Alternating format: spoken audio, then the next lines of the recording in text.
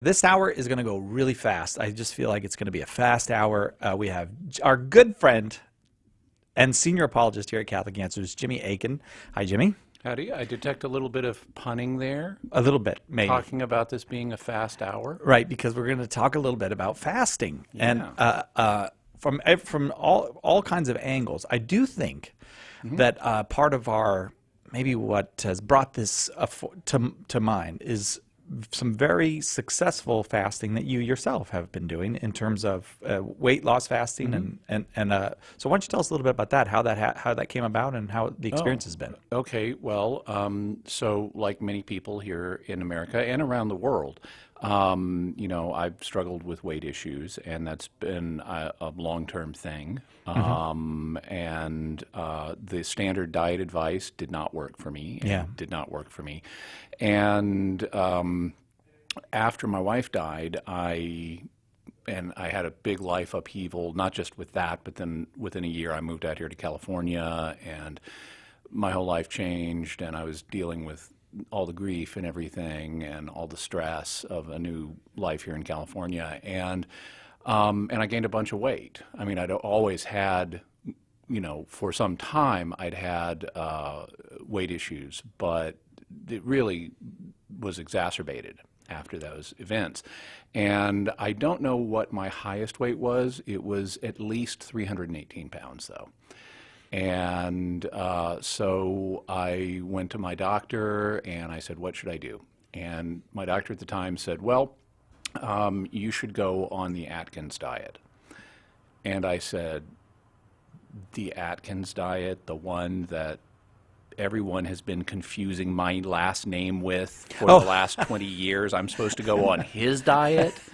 And he said, yeah, you'll probably lose more weight on a high-fat diet than on a low-fat diet. And I said, wait a minute, high-fat diet? What are you talking about? Oh. And so I got the book for that, and I went out and I bought a bunch of what I understood was healthy food, and then I brought it home, and then I read the book and discovered that all of the food I thought was healthy was not on this diet, and I had to throw it all away, because what the Atkins diet is it's the flip side of the standard high carbohydrate, low fat diet that has been pushed Right. in America for the last 40 years, that has accompanied the huge rise in obesity and diabetes. Yeah. And so it's a low-carb diet that has more calories from fat and protein. And it was quite successful for me for a time. I lost about 70 or 80 pounds on it, and then I hit a plateau that I That's was extraordinary, though. But well, okay. it was successful, and I was very rigorous about it, but I hit a plateau. And this is something that tends to happen with any standard eating plan type diet, where like it happens with high fat, low carb, it happens with low carb, high fat, it happens with various other combinations. You tend to hit a plateau, and I was stuck on this plateau for like 10, 15 years. Couldn't move. could not get off of it. I would go up a little bit, down a little bit, nothing helped. And so I guess about not a year ago, but 9 months or so ago, I was at 256. And I was talking to my current doctor, and she had been recommending that I try intermittent fasting. And specifically, even before that, she'd said, cut out all the snacks and eat only 3 times a day. And I said, but that's contrary to all the diet advice that says you need to eat like 6 to 7 small Yeah, meals right. a day and have this grazing strategy. And she said, actually, the results medically show that it's better. But I didn't listen to her at the time. But eventually, she brought it back up, said, try intermittent fasting. And I said, okay. And so I did. I worked my way. I didn't leap into it and do it all at once so that it would be a system shock, but I eased into intermittent fasting, and we can talk about that if you want. But basically, now I eat 1 meal a day, and I don't experience significant hunger at all. I've been amazed at that. Yeah. And I've now lost 70 pounds since then. So like right now I'm 186, which is actually Congratulations. By the Thank way. you. It's actually less now, a little bit less than the average American man weighs, even though I'm a little bit above average American male height. So things are progressing well. I still want to lose another 20 to 30 because I decided I don't want to use current averages as the benchmark. I want to use historic averages. You mean back when people were healthy? Back before the current wave of overweight and obesity problems. Yeah. So still have some work to do, but working on it. Has all this given you any insight into first of all, it's fascinating to me that this method works so well, and it's also it has a long tradition. Like fasting is an ancient practice. Right. And then I wonder from that if this kind of fasting has given you any insight into or more appreciation for or something about religious type fasting. Absolutely. One of the things, as a result of my experience with this, I've been digging into the subject of fasting, and I've have a much greater appreciation of it. It's something obviously that's part of the Christian tradition and the Jewish tradition and other religious traditions, and it's actually a fundamental part of the human experience. Sometimes people will wonder, well, is it healthy? I mean, isn't it dangerous to do this? Right. And, well, there can be specific things you need to watch out for. Fundamentally, humans are designed to fast.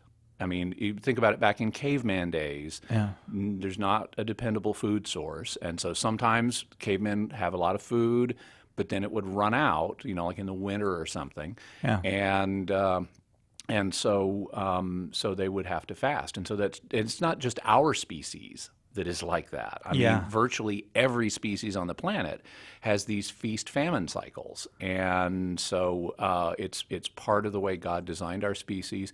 And if you think about it, there's a really quick proof of the fact that human beings are designed to fast. We get fat. Okay. Because the whole purpose... I'm the proof. Well, the whole purpose of storing fuel as body fat is to tide you over when you don't have food and have to fast.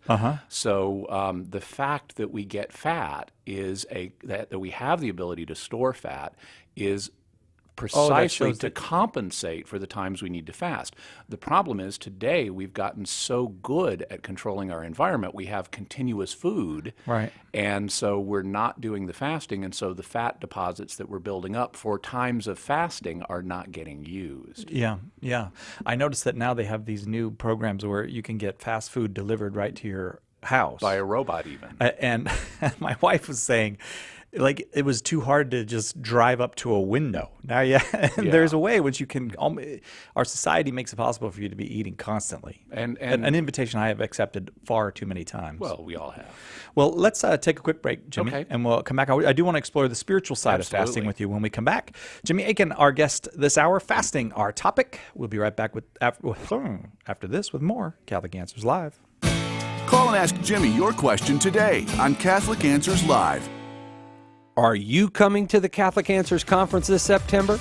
You guys put on a great show, so it's well worth coming. Very powerful, very motivational and moving. I think it's awesome. It's been really amazing to get to know people from all across the country. Every time somebody's speaker finishes, I feel like I want to cry just because of how happy I am. It's been pretty phenomenal, very educational, enlightening. This year's conference is September 28th through the 30th here in beautiful San Diego, and we want to see you there. Seats are still available, but act now because they are going fast. Call us today at 1-888-291-8000 or visit CatholicAnswersConference.com now and reserve your spot. This is where it starts, and it definitely has started for me. Homeschool Connections, an online provider of courses for your Catholic homeschool, is a sponsor of Catholic Answers Live. Homeschool Connections website is homeschoolconnections.com. The Catholic Answers Minute. I'm Father Vincent Serpa.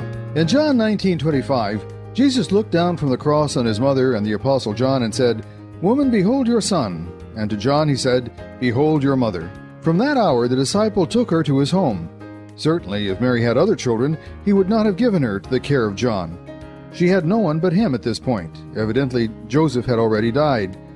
But Jesus had more in mind than simply her care. He was thinking of us. John's mother was living and was actually present there also.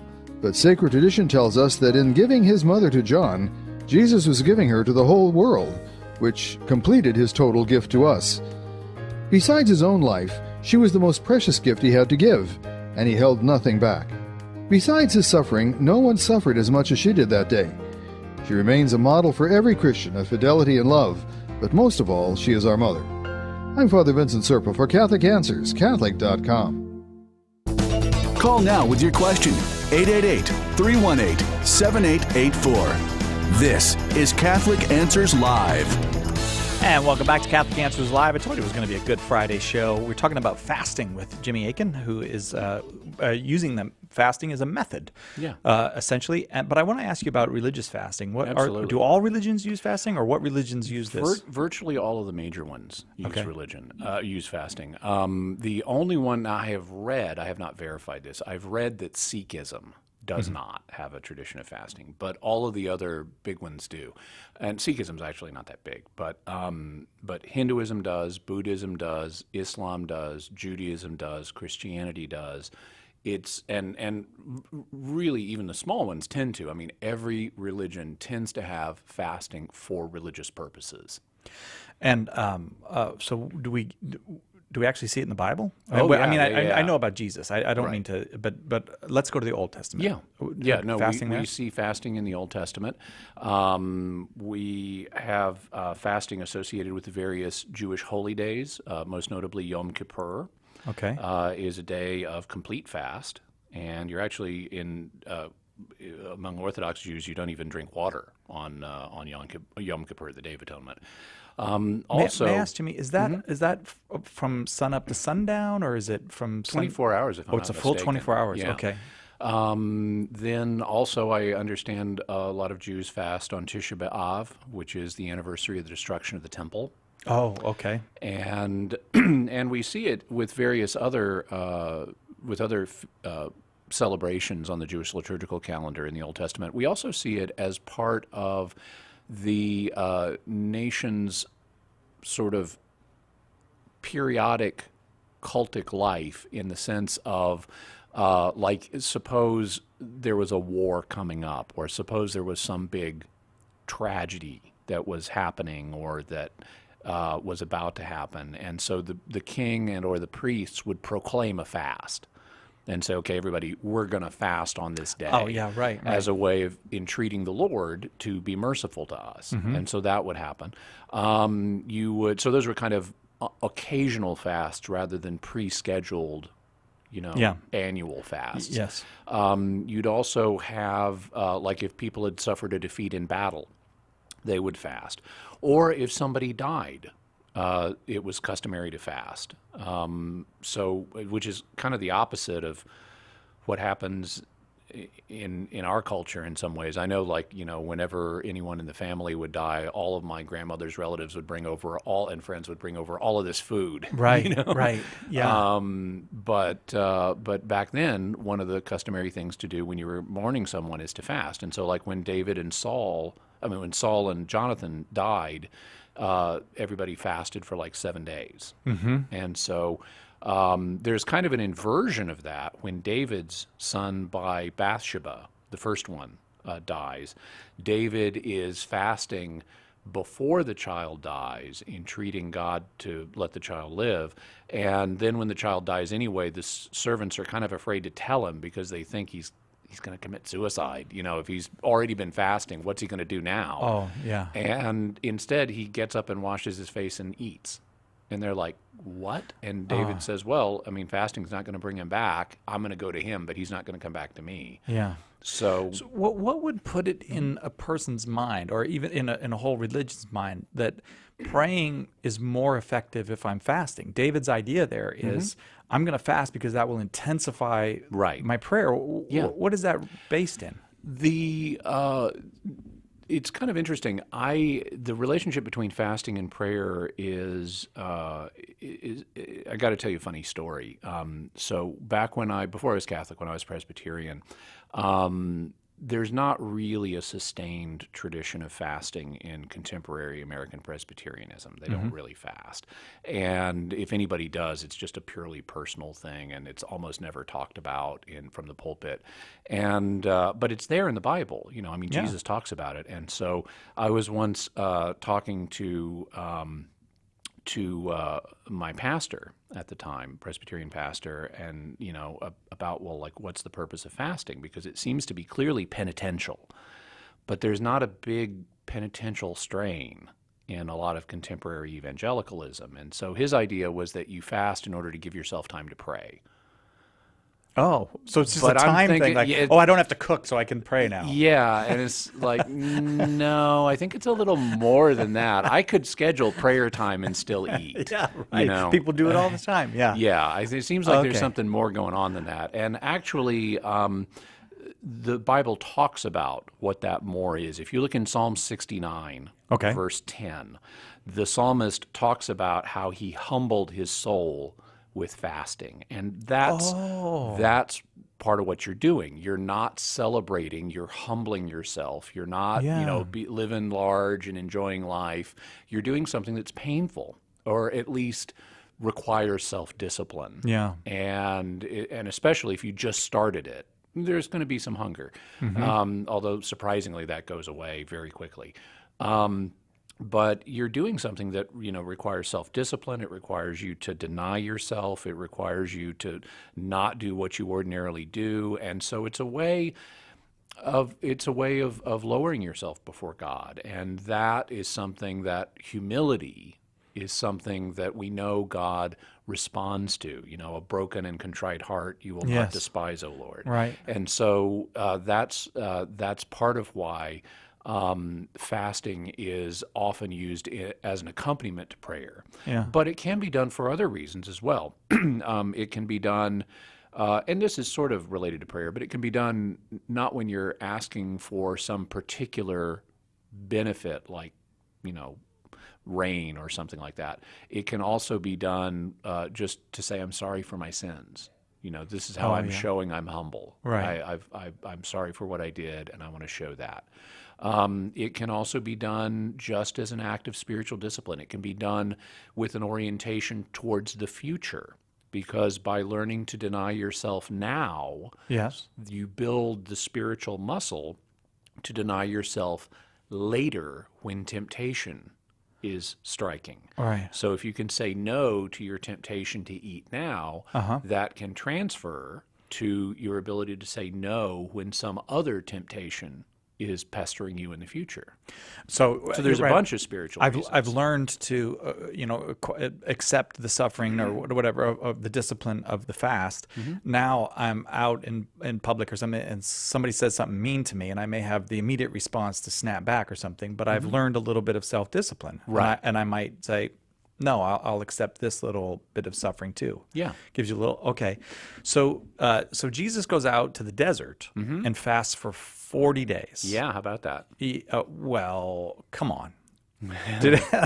Now, you laugh, but could he truly have fasted for 40 days? I mean, this is something I always wondered about before I had any experience with fasting. I had always been under the impression that, no, this was physically impossible to do a complete fast for 40 days, because Luke says he didn't eat anything. Yeah.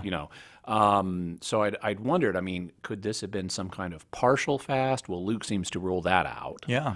And could it have been, and one thing you'll find in a lot of commentaries, they'll point out, well, the number 40 in the Bible is often symbolic, so maybe it wasn't literally 40, maybe it's a symbol or something. Right. Or maybe,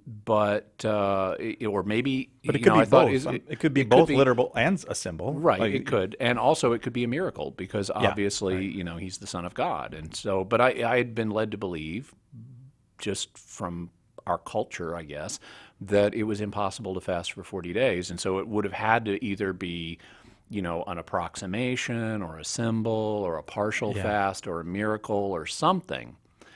Totally not true.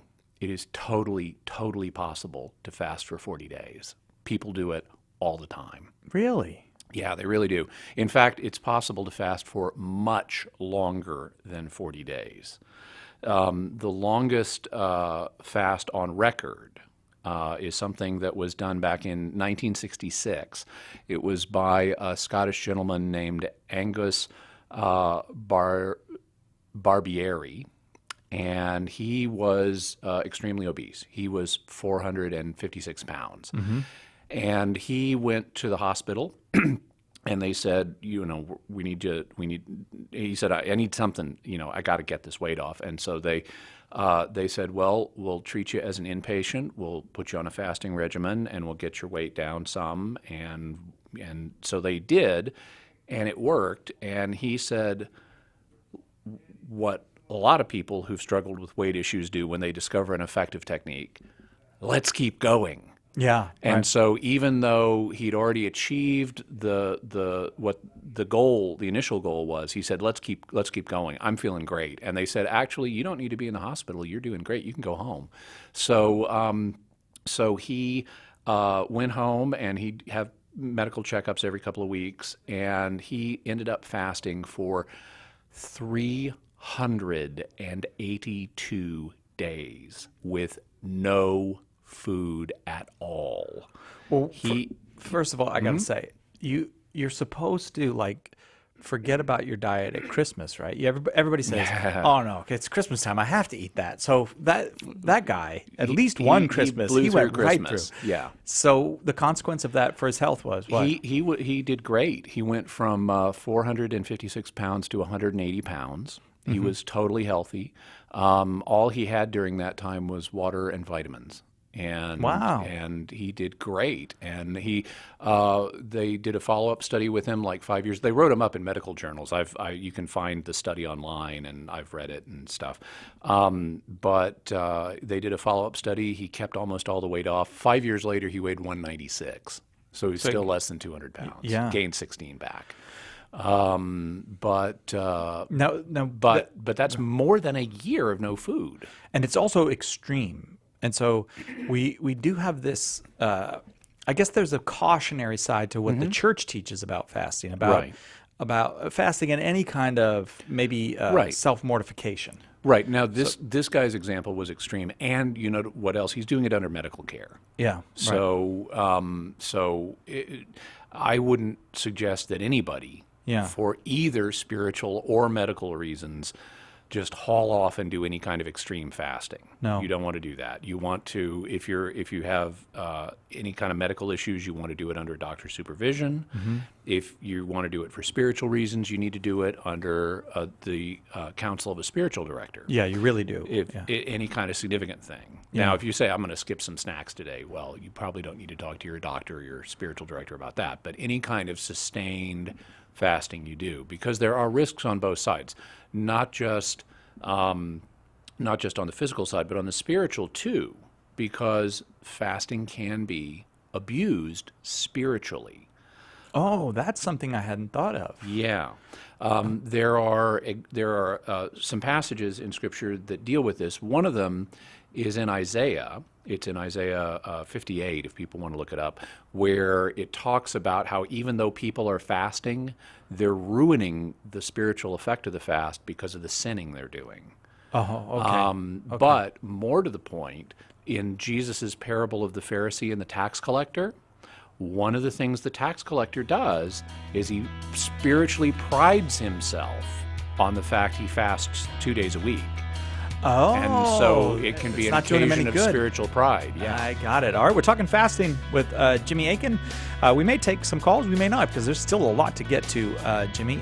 This hour, next hour, Carrie Gress here to talk about Mary and her what she's undertaking in the modern world. More after this on Catholic Answers Live. Call us now with your question on Catholic Answers Live.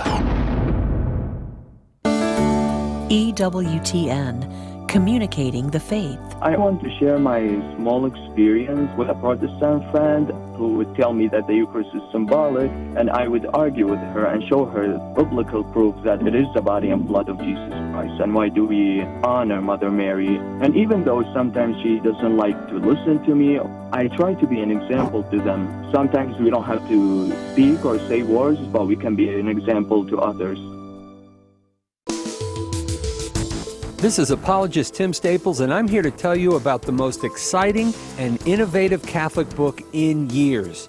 In today's world, people from countless perspectives pose challenges to our Catholic faith every day, in conversations, through the mass media, on the internet, and more on the infinite collection of social media platforms. There's no getting away from this daily onslaught. We as Catholics need to stand strong to be prepared to mount a daily defense, to respond to the many challenges that we as believers are presented with every day.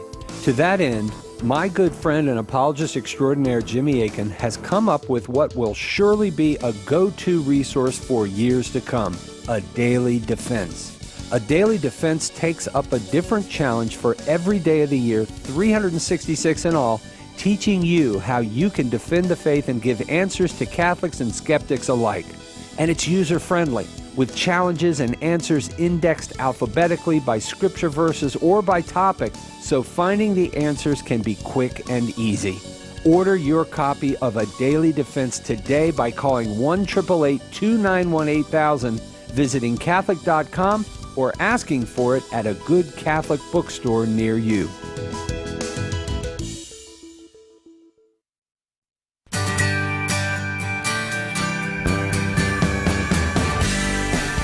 Welcome back to Catholic Answers Live, Friday edition, continuing our long string of excellent Friday shows. I am joined by Jimmy Akin this hour, and we are talking about fasting. It almost seems like it's something we avoid talking about, like death or something. I would think that there's a lot of people who are almost embarrassed of the religious thing of fasting. It's sort of culturally dropped off our radar. It has. I mean, historically, this has been a part of every culture on earth. It seems like if anybody needs it, our culture might be the one, too.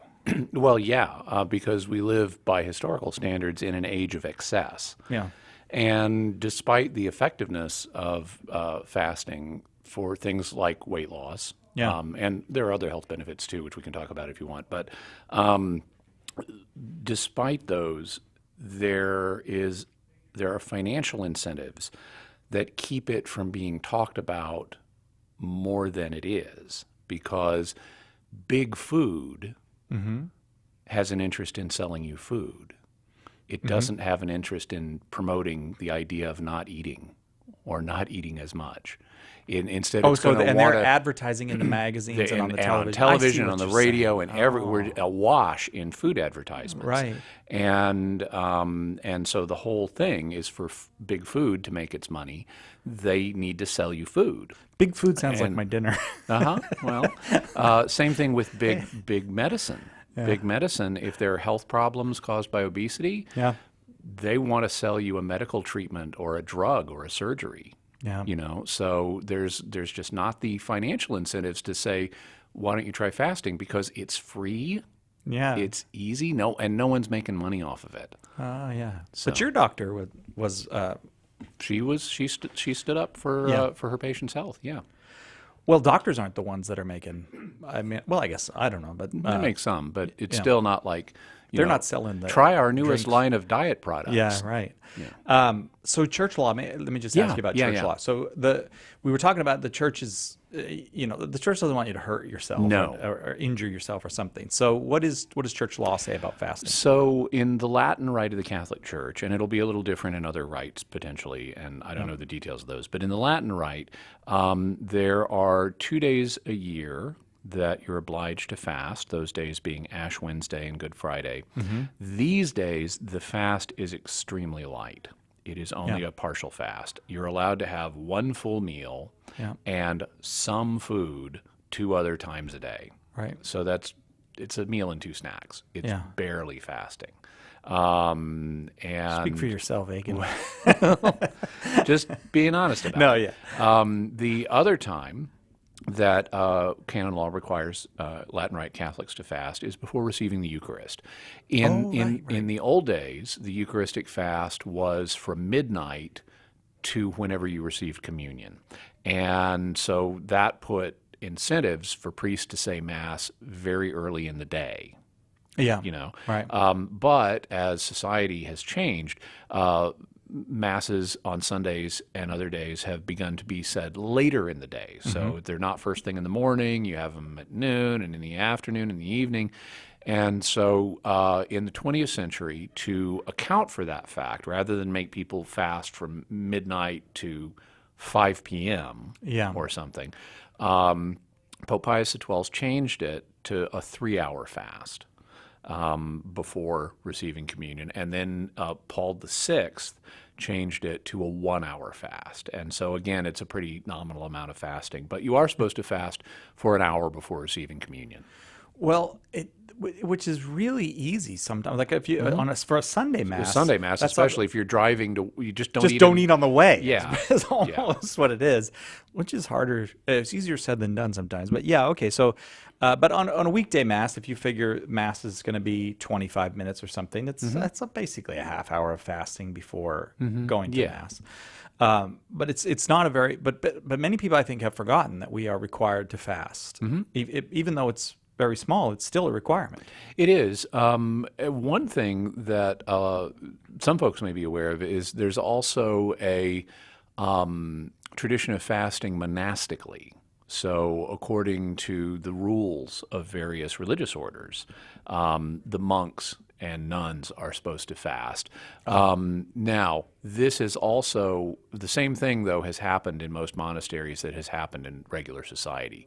Now, if you look at the rule of St. Benedict, which is kind of the foundational rule that's used for basically all the Western religious orders, Benedict prescribes a certain fasting regimen, but it's not used it's for practical purposes. It's not used in monasteries anymore. There was a gentleman, though, a priest in France named Adalbert de Vogue, who wrote a book based on his own experience with fasting. He decided, okay, I'm going to actually try to observe what St. Benedict said.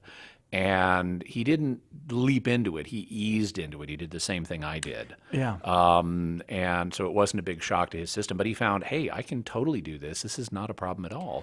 And he wrote a book called To Love Fasting, which is actually a quote from St. Benedict. And so that book is out there. I've got a copy of it. If you want to read about the spiritual dimension of fasting, I'd recommend that book. But basically, what St. Benedict said is that monks should, in Easter time, get to eat 2 meals a day. And the rest of the year, 1 meal a day. And when precisely they would eat that meal would vary. So in some seasons, they would eat it either at noon or at 3 p.m. or something like that. But then in Lent, you'd fast till after sundown, so you'd wait till evening to do it. And so I was kind of surprised to learn that, because since the meal I eat is in the evening, I've been doing this Benedictine Lenten 1 meal a day thing for months now and hadn't even realized it. And what really strikes me about that, though, Jimmy, is that you'll hear lots of people. As a matter of fact, a few people on Facebook today, while you're speaking, will talk about getting a headache if they try to fast, feeling they can't concentrate, they're upset if they try to fast. And this thing that you've said several times, get to it gradually. It seems to me that's important. Those are transitional effects. Those don't continue. What happens is your body has an adjustment period, because you have a certain amount of the technical term for it is glycogen. It's a kind of, it's sort of basically blood sugar that's being stored in a liquid form in your liver. And your liver is kind of your temporary energy storage unit. It's kind of, you can think about it like your fridge. You go to your fridge when you need food and so forth. But it's a distinct fuel source from your body fat. Your body fat's more like your deep freeze. It's where you go when your fridge is empty, you want to get something out of the deep freeze. And so what happens when you start fasting is the first thing you burn through is the glycogen in your liver. And once that's gone, your body says, okay, the fridge is empty, now it's time to go to the deep freeze, and then it starts burning body fat. Okay. And so as you make that transition, that's when you can have some some side effects. Like some people have headaches, or that's when you get hungry the most. Oh, okay. Because your body is initially thinking, okay, rather than go to the deep freeze, let's just fill up the fridge again. Let's just eat. Yeah. But if you don't do that, then it'll say, okay, no, it's time to go to the long-term storage and get the fat out of there. And then your body shifts into fat-burning mode, and the transitional things go away. So what I did to avoid the transitional effects is I started eating 3 meals a day, but I cut out the snacks. And so I just eat the 3 meals a day. And then I did that for a couple of weeks. And then when I got used to that, I said, okay, breakfast is gone. Because a lot of people skip breakfast anyway. It's easy to do that. And a lot of people do it anyway, just because for time reasons. And so then I did that for a couple of weeks. I got used to that. Then I said, okay, I don't want to just drop lunch, so let's move lunch later in the day. I see. And so I'd move it a couple hours later, and then a couple hours more later. And then once it was within a couple hours of dinner, I dropped lunch. And so because... So you built up a kind of ability to do this. Yeah, exactly. I made the transition. It was also probably easier for me because I was doing low carb, so I didn't have the big blood sugar swings that carbohydrates give you. Yeah. But I did it a step at a time, and it worked really well. And it turns out that's what Father de Voguet did as well. He basically did the same thing I did when he began to keep the Benedictine fast more strictly. And we have to take a break, but I want to ask you this real quick. Do you, if you say you were celebrating, say it's somebody's birthday or something, there's a delicious cake there or something like that. Will you partake of that at all, or have you just given up on that? I treat that on an ad hoc basis. Sometimes me too. Does that mean I always eat it? No. I'm not sure what ad hoc means, but I decide on the occasion for this particular occasion. Yeah. I will. Sometimes I'll just skip it. Sometimes I might have a tiny amount. Sometimes I'll eat it normally. Also, like Sundays, it's the Lord's Day. So I tend to observe the fast less strictly on Sundays. Yeah. As a way of honoring the Lord's Day, and the same thing would be true perhaps of a major, a solemnity or something. Yeah. But individual variations like that are totally fine. It's as long as for health reasons, as long as you get back to what you're doing. Yeah. An interruption of a day doesn't matter. Yeah. Same thing spiritually. If there's some, it's Easter and you really don't want to fast on Easter, it's because you really want to celebrate the Lord's resurrection. Yeah. Then feast. It's the feast of Easter. Yeah. That's not going to harm you spiritually. That, if anything, that'll help you spiritually. All right. Well, we'll talk a little bit more about that. I don't think we fully got into, at least I didn't get all my questions answered about the spiritual dangers inherent in fast, or possible to be attached to fasting. So that's the first thing I'll ask you about when we come back. We'll be right back with more fasting with Jimmy Akin on Catholic Answers Live right after this. Catholic Answers. Our success depends on you. Are you coming to the Catholic Answers Conference this September? You guys put on a great show, so it's well worth coming. Very powerful, very motivational and moving. I think it's awesome. It's been really amazing to get to know people from all across the country. Every time somebody's speaker finishes, I feel like I want to cry just because of how happy I am. It's been pretty phenomenal, very educational, enlightening. This year's conference is September 28th through the 30th here in beautiful San Diego, and we want to see you there. Seats are still available, but act now because they are going fast. Call us today at 1-888-291-8000 or visit CatholicAnswersConference.com now and reserve your spot. This is where it starts, and it definitely has started for me. Did the Catholic Church add books to the Bible, or did Protestants remove 7 books from the Old Testament? In Why Catholic Bibles Are Bigger, author Gary Machuda takes you on a fact-filled tour through the history of the Bible, revealing the whole story behind the lost books of the Protestant Old Testament. With the latest information, discourse on crucial issues, and a topical index, Why Catholic Bibles Are Bigger is a book that belongs in the library of every serious student of Scripture. Order your copy of Why Catholic Bibles Are Bigger today by calling 1-888-291-8000, visiting the shop at Catholic.com, or asking for it at a good Catholic bookstore near you. You've heard that St. Paul Street Evangelization supports hundreds of teams of evangelists sharing the good news. But did you know that some of these teams are public prayer stations? Set up a sign on the sidewalk and offer prayer and encouragement to those you encounter. Everyone needs prayer. Try this new method of witnessing to Jesus. Contact St. Paul Street Evangelization to get started at streetevangelization.com. That's streetevangelization.com. Call now with your question. 888-318-7884. This is Catholic Answers Live. Welcome back to Catholic Answers Live. Thanks so much for being with us. This hour we're discussing fasting, a topic that I think we avoid. I'm going to come right out and say it. I think we avoid it often, but it is such an important part of the New Testament, an important part of the Old Testament, an important part of religious practice all around the world throughout the whole history of the world.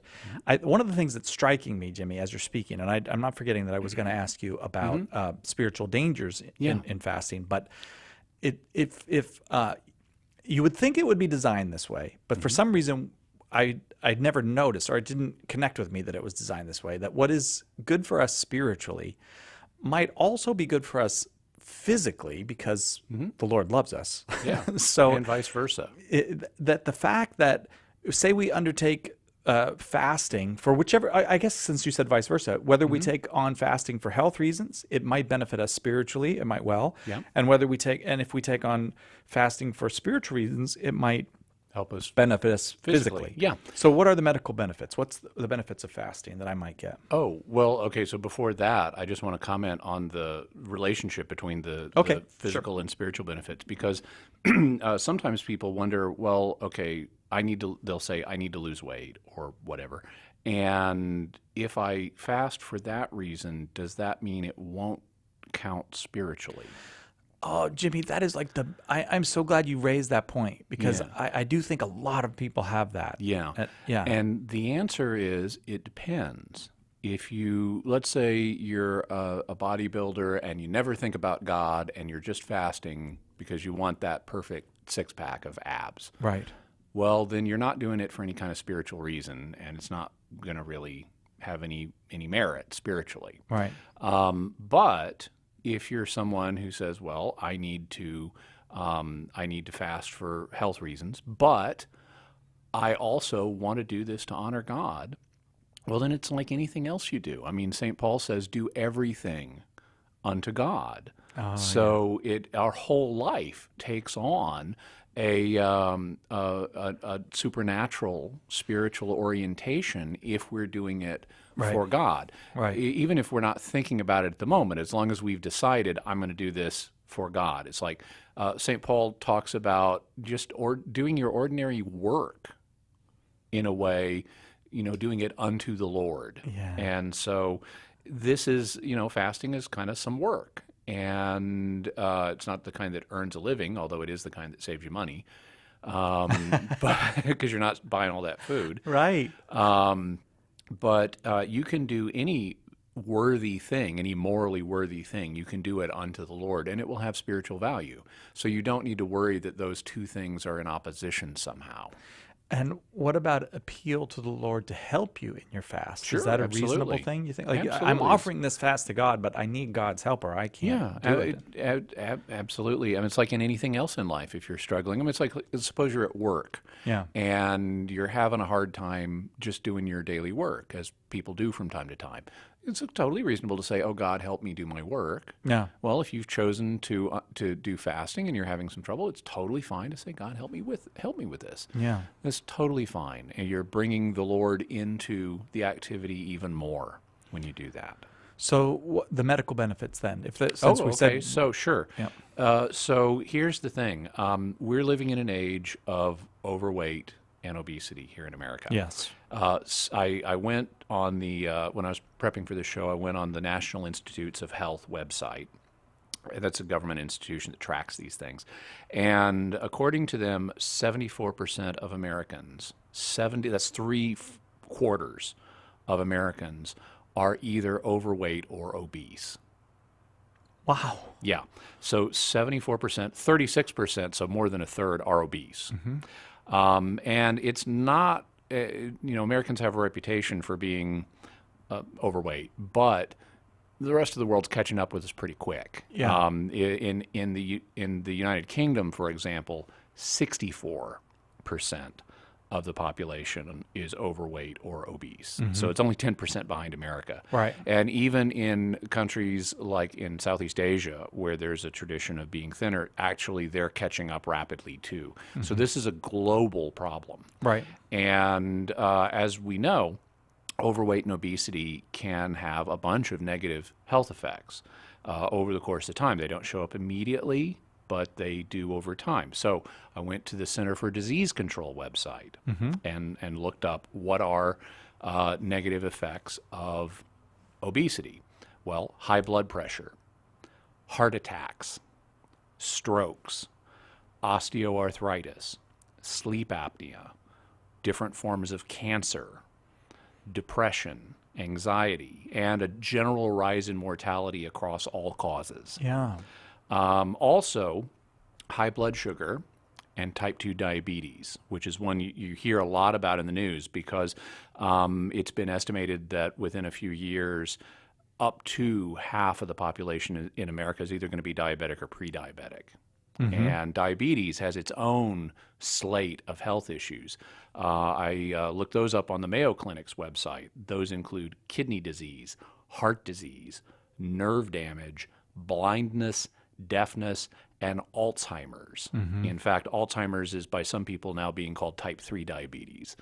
So there are a load of health issues that are related in one way or another to the problem of overweight and obesity. Mhm. And, different people have different predispositions based on their family history, their genetics, and their other lifestyle factors.